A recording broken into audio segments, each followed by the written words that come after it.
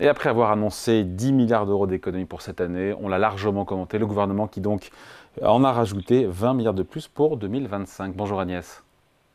Bonjour David, bonjour à tous.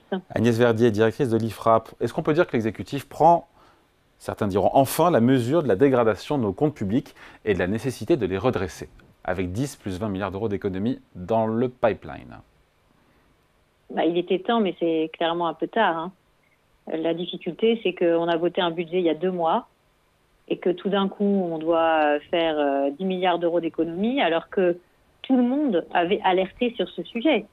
Nous, à la Fondation IFRAP, on a sorti une étude pour expliquer que le budget était fragile, que la croissance était surévaluée, que les économies étaient insuffisantes. On a tout documenté. Tout le monde était d'accord pour dire qu'on serait plutôt autour de 0,8-0,9 de croissance. Et le gouvernement tenait à ces 1,4. Justement, ça lui permettait de ne pas faire les économies dans le budget initial.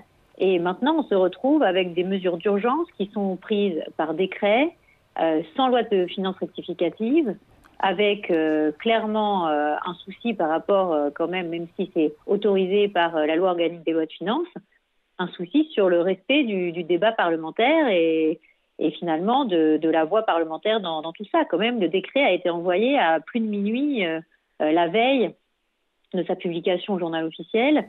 Tout ça, ça pose quand même des questions Oui, sur après, juste pardon la Agnès, façon. si les recettes fiscales rentrent moins bien, on l'a compris au dernier trimestre, je crois qu'il manque 7 ou 8 milliards à l'appel entre 7 l'IS, milliards 8, oui. ouais c'est ça, Oui. entre l'impôt sur les sociétés, l'impôt sur le revenu et la TVA. Et la Si TVA. ça rentre moins bien, c'est pas la faute du gouvernement, non? Non, mais ça rentre moins bien parce qu'ils ont surévalué la croissance, beaucoup trop surévaluée, et que ça leur permet justement de ne pas s'engager sur la voie des économies. Et vous savez qu'on a alerté sur la question aussi de l'augmentation de la charge de la dette. Hein, dans On la sera à Fondation 50 et IFRAP, quelques, 55 milliards cette année. Hein. voilà, on va vers 57 milliards rien que pour l'État, hein, en 2024. 57 milliards, ce qui est quand même un montant assez important et qui va continuer d'augmenter puisqu'on a fait des prévisions, on attendrait jusqu'à 80 milliards d'euros de charge de la dette dans les prochaines années, ce qui risque de devenir même le premier budget de l'État.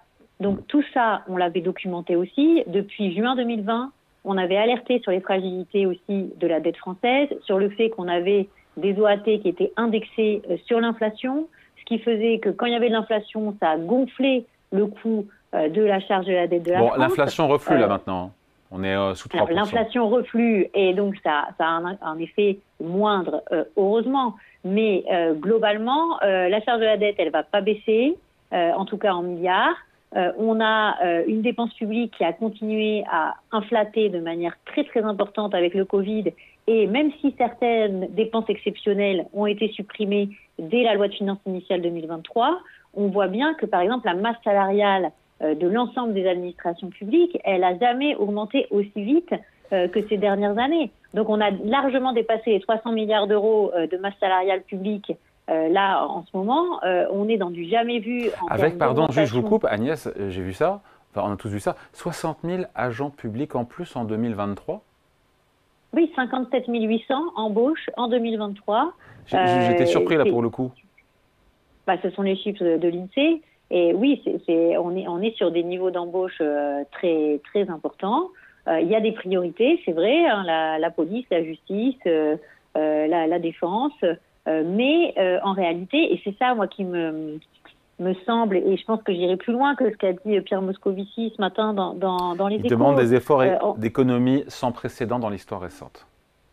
Mais il a totalement raison, mais là aussi, la Cour aurait pu se réveiller beaucoup plus tôt. D'ailleurs, pendant la période du Covid, où nous, on a alerté à ce moment-là en disant « mais vous dérapez trop sur la dépense, on ne va pas réussir ». En fait, une grosse partie des dépenses étaient en fait des dépenses qui allaient être pérennisées, les primes, les augmentations de salaire, etc., etc. Donc tout ça, derrière, forcément, il faut les financer tous les ans, hein, c'est du récurrent.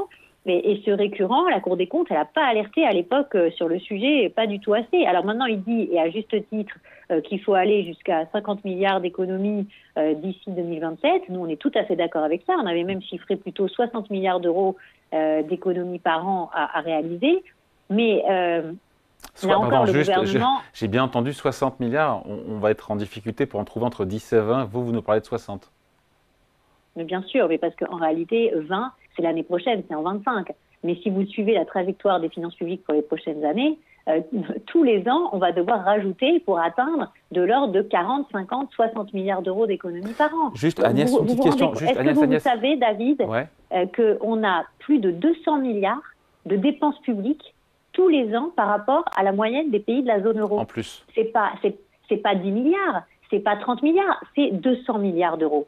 Et ce sont des chiffres gravés dans le marbre. Et une grosse partie, alors c'est le modèle social français, alors tout le monde commence à le dire, mais nous, ça fait des années qu'on tire la sonnette d'alarme là-dessus aussi en disant, mais attendez, plus de 30% de dépenses de protection sociale dans le PIB, ça tient pas la route sur le long terme, parce que ça veut dire qu'on prélève toujours plus les entreprises et les ménages. Et là aussi, on a alerté toutes ces années pour dire qu'on avait de l'ordre de 150 milliards de plus de prélèvements obligatoires sur nos entreprises par rapport aux entreprises de la zone euro. Et là aussi, on fait des tout petits pas. On fait des réductions de 10 milliards des taxes de production. On repousse la suppression de la CVAE. Tout ça, vous le savez pertinemment. En réalité, on baisse très très peu le taux de prélèvement obligatoire, alors qu'on est ceux qui taxons le plus et ceux qui dépensons le plus. Donc, ouais, juste Agnès, sur les 10 milliards d'euros d'économie pour cette année, oui. On est d'accord, pour la moitié, c'est du rabot. On serre un peu la ceinture à chaque ministère, c'est ça. Enfin, c'est pas. Et il n'y a rien de pérenne, soit en passant. Le rabot, c'est pas pérenne, c'est sur un an.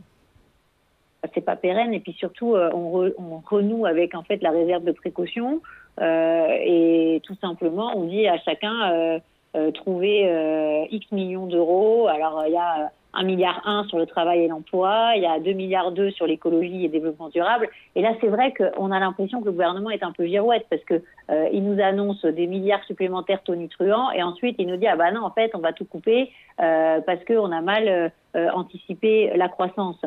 Donc là-dessus, ces 10 milliards, moi, ils me satisfont pas. Pourquoi? Parce que ce qu'on aimerait, c'est pas juste des revues de dépenses sur quelques sujets ciblés, même s'ils sont intéressants, hein, faut pas le nier, hein, faire une revue de dépenses sur l'absentéisme dans les collectivités locales. Nous, ça fait très longtemps aussi à la Fondation IFRAP qu'on dit il y a un absentéisme gigantesque dans les collectivités locales. C'est pas juste 18 jours d'absence en moyenne, comme dit le ministre Bruno Le Maire, mais c'est plutôt toutes causes confondues.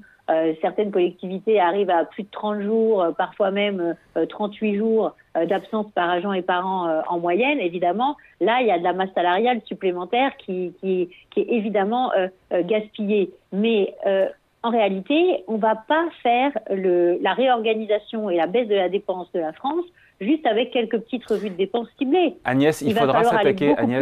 Agnès, est-ce qu'il faudra s'attaquer nécessairement, si on prend le problème à bras-le-corps, aux dépenses sociales qui pèsent près de la moitié de nos dépenses publiques et un tiers du PIB français? Est-ce qu'il n'y a pas le choix, sachant que les Français, c'est un sondage ELAB pour les Échos, auprès des Français, pour réduire la dette, les Français ciblent les dépenses chômage et les allocations familiales. Est-ce que le compte y est avec tout ça?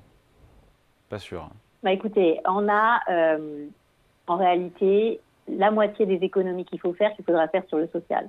Puisque la moitié de la dépense publique, c'est pas compliqué. On a un maquis d'aide sociale qui est absolument gigantesque, avec une cinquantaine d'aides sous critères de ressources qui sont versées par des organismes différents. À un moment, on recentre ça en une allocation sociale unique qui est plafonnée, qui rentre dans le revenu fiscal de référence, qui est distribué en crédit d'impôt par Bercy. Je peux vous dire que ça va faire dégonfler les 130 milliards en question. Après, on a le sujet du double échelon entre l'assurance maladie et les complémentaires santé qui nous coûtent de l'ordre de 4 à 6 milliards d'euros supplémentaires par an quand vous comparez avec les autres pays.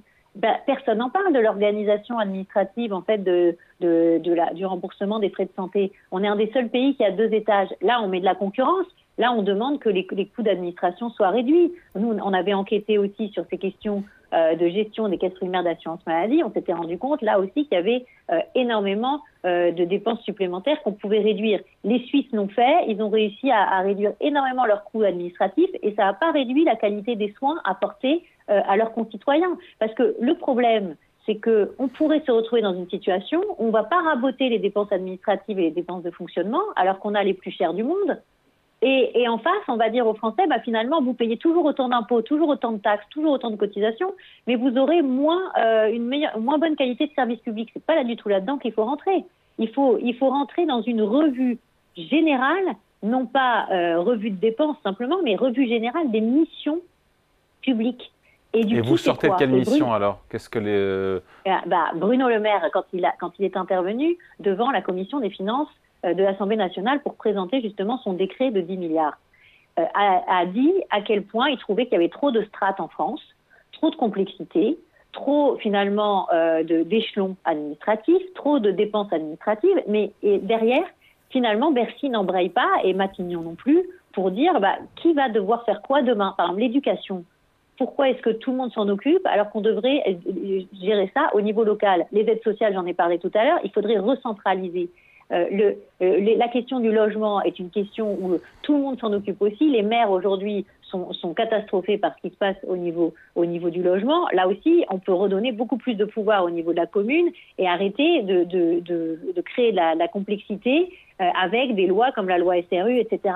Donc, à un moment, il faut se poser la question de comment j'organise les administrations publiques pour que ça coûte moins cher. Parce que je souligne une chose, 70 milliards de coûts de production de nos services publics en plus par rapport aux pays comparables en Europe, tous les ans sont dépensés en France. Et ça n'apporte rien en termes de qualité aux Français, ça n'apporte que de la complexité, de la norme, des ennuis complémentaires pour les entreprises et les ménages, alors qu'on voudrait demander de la simplification. Et là aussi, le gouvernement nous dit « je vais simplifier », mais il le fait un peu sur un coin de table en disant on va faire peut-être une loi de simplification, on va simplifier les seuils sociaux, les CERFA, etc. Oui, d'accord, mais c'est pas ça la simplification de la France.